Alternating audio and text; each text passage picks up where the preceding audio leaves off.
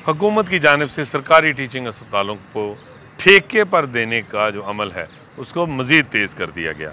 जना अस्पताल जो है वो पहली इलाजगाह है सूबे की जिसको जो है वो ठेके पर देने का अमल इस वक्त जारी है और न सिर्फ जो है वो ठेकेदारों से दरख्वास्तें तलब कर रखी हैं महकमा स्पेशलाइज्ड हेल्थ केयर के तवसत से हुकूमत ने, बल्कि जना अस्पताल जो है वो पहली इलाजगाह है जो एक टीचिंग इंस्टीट्यूट होने के बावजूद जो है वो उसकी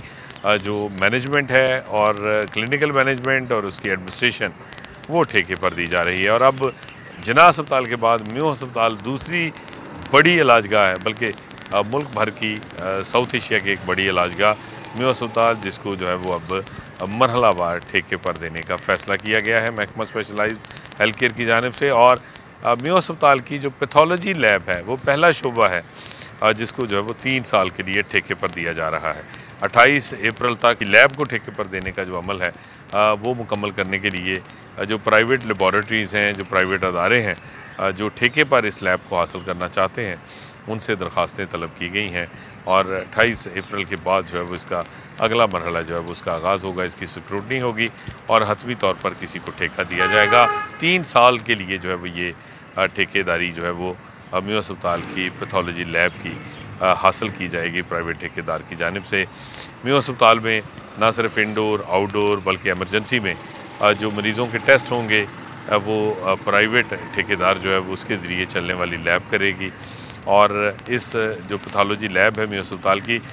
उसका जो अमला होगा वो भी प्राइवेट ठेकेदार जो है वो भर्ती करेगा और उसी के ज़रिए जो है वो इस लैब को जो है वो चलाया भी जाएगा और प्राइवेट ठेकेदार जो है वो उसी के ज़रिए जो है वो पूरे का पूरा इंतज़ाम जो है वो पैथोलॉजी लैब का जो है वो रन किया जाएगा। और इस हवाले से ये वादे नहीं किया गया कि अगर ठेकेदार के पास पैथोलॉजी लैब होगी तो उस सूरत में फिर जो टीचिंग है, जो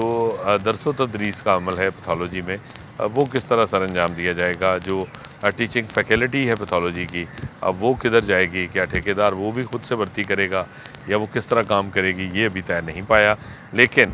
अब म्यू अस्पताल की पैथोलॉजी लैब को रन करने के लिए, इसको चलाने के लिए प्राइवेट ठेकेदार को करोड़ों रुपए के फ़ंड्स हुकूमत फ़राहम करेगी। ये वो मॉडल है जो जना अस्पताल से शुरू किया गया है और जना अस्पताल के बाद अब मरहलावार जो है वो बड़े टीचिंग अस्पतालों को